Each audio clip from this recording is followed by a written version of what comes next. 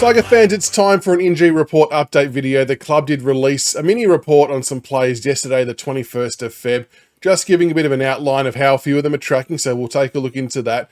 But before we do so, if you are watching, make sure you do like and subscribe to the channel for more Richmond content. We are about 48 subscribers away from hitting 2,000, which will be amazing. We appreciate all the love and support and the interaction that we have with all of you.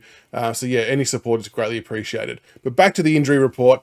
Hugo Ralph Smith was the first name up on the list who had the hamstring injury from the West Coast game, which was really shocking to see. As we know, Hugo was probably our most improved player in 2024 and was looking to really take the mantle of one of those wing roles in 2025. So to see him get a hamstring injury just on the knock of the season is very disappointing.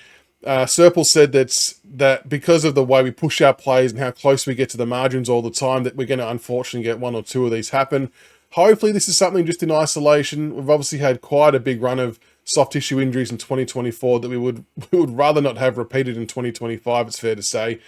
But Hugo was already out running today on Friday, and they've already got a plan set in place for him. They're going to be conservative as they go, but it's just been an unfortunate injury. So I feel like that reads like a 5 or 6 week injury on the basis that they're going to be ultra conservative. I mean, Hugo's a very explosive, a very fast player.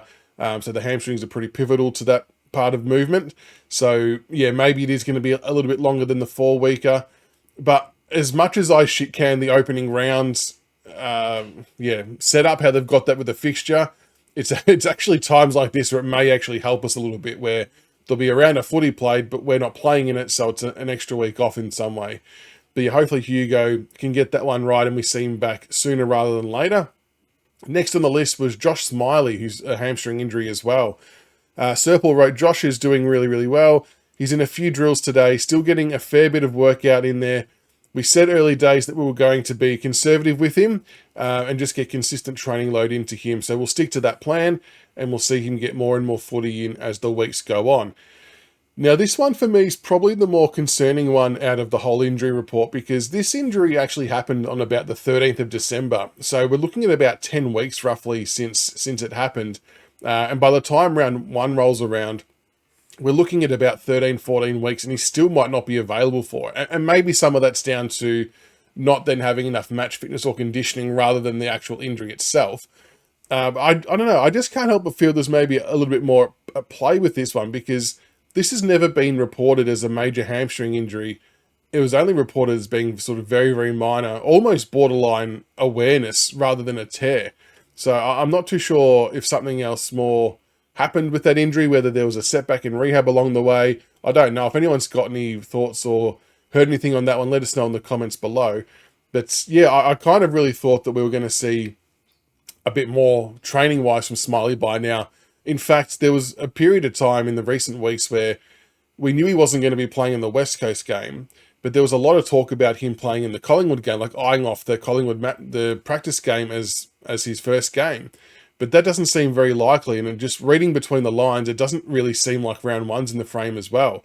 So hopefully Smiley keeps getting the workload in and there's nothing else at play happening here, and it's just more of a very conservative approach and getting the workload into the legs and making sure everything's strong again.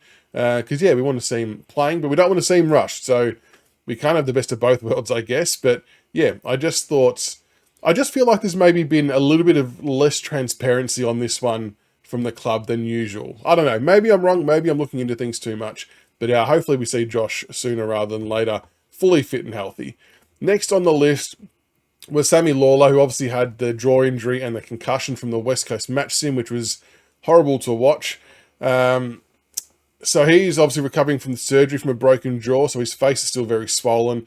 Thankfully, it was a minor fracture, so not as bad as what it obviously could have been, which means recovery time will be a little bit less. Going through the concussion protocols, the club is still hopeful for a round 1 game, but I think that's fair enough to have hope for that.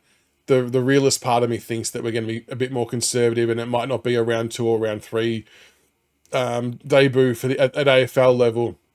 He was at the club yesterday at training, not running around, but he was just on the track with the boys getting around him. So that was good to see him back out there. And even though it's a weird one because the jaw, it's more of an impact-based injury rather than soft tissue. So I don't know if that means the chances of re-injury are lower or higher when playing in an AFL environment, given it's a contact sport. I can't imagine there'd be too much difference between the two types of injury in terms of the risk of reoccurrence. So I feel like they'll be a bit more conservative with Lawler. Kaleb McAuliffe with concussion. I didn't actually know this concussion happened, to be honest, but Kaleb McAuliffe has gotten through all his concussion protocols and should be available this week. Now, that will obviously explain why we didn't see him in the West Coast game, which I know a lot of people were keen to see him have a run around. So good to hear he's gotten through the protocols. And assuming that he ticks all the boxes, I would be pretty confident in saying that we'll see him in the Collingwood game on the assumption his body's right and ready to go, because he's had a pretty big pre-season with putting on some size. And I think it's going to be a year for him to hopefully step up a little bit more and get some more game time. But yeah, good to hear that he's getting through protocols all okay. Harry Armstrong obviously had the illness. We were meant to see him in that West Coast game, which everyone was super excited for, but then he got sick at the last minute and couldn't get on the plane to travel, which was really disappointing for him. Obviously, he's done obviously quite a good bit of work in the pre-season. The only thing we don't really know is, was there a set plan for the West Coast game versus the Collingwood game? And what I mean by that is, was he always meant to play the West Coast game because he wasn't playing the Collingwood game, or was he always a chance to play both? I'm not sure, but I would love to see him out there in the Pies game this week. But you sort of feel like that we're going to be rolling out as close to a fully experienced side as possible, that what's going to look like our round one team. Maybe he's in that conversation. We have heard from training reports that he's been doing really well and has been putting his hand up for round one. So maybe we do see him. But yeah, fingers crossed that he's obviously fully recovered now from the illness. And I would love to see him versus the Pies to see what he's got, but I'm just not sure what way the club's going with that one yet. Let us know in the comments below, what do you reckon? Would you want to see Harry Armstrong versus the Pies? Or was West Coast the main opportunity, and now it's going to be VFL until ready for AFL? Keen to hear what you all think on that one. Maurice Rioli Jr. played in the All-Stars game. Serple wrote that it was great for Mo to get a bit of game time in with the All-Stars. And certainly from a training perspective, he ticked all the boxes in terms of game time. He did a bit of extra running at the end. He came back to the club with a big smile on his face, and he's looking good, which I love to read. And look, I did see a lot of very unsavoury and harsh comments about Maurice Rioli in terms of physical appearance on all types of platforms. Just uncalled for and not necessary. Just a load of rubbish. If you look at how he was playing, he was working his ass off. He was laying tackles, applying pressure. Only played the 45 or 50% game time. Had about 8 disposals, 5 or 6 of which were resulting in direct score involvements. So in terms of your score impact efficiency, that was pretty good.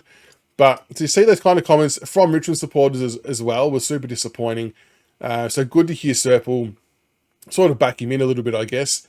I'm hoping to see him round one. I'm not sure where his workload's at in terms of the recovery from, I think it was a calf injury a little while ago. But I would love to see him against the Pies this week, because he's realistically going to fill that one of those small forward roles. And my hope for him is that we see him rotating through the midfield by end of the, or by middle of the year, if not earlier, because I just think he adds a bit of point of difference with the speed, chasing and tackling. But yeah, good to see Mo play in that game. It was really good fun to watch, actually. And the final name on the list was Tom Lynch with concussion. He's still progressing through the concussion protocols. They integrated him into his first drill today, and we'll see how that plays out over the next couple of days. Obviously, we've got the Collingwood game coming up. It'd be fantastic to see him for 2, 3 or 4 quarters ahead of round one, because round one seems to be a lock for Tom Lynch, assuming nothing else goes wrong. Prior to the concussion, as we know, it was the most and best pre-season he's done for quite some time. So everything was looking really, really promising. But yeah, it'd be interesting to see if they do put him in for the Collingwood game, or if he just waits it out till round one. But yeah, good to see Lynch back on the park. That is the injury report for today.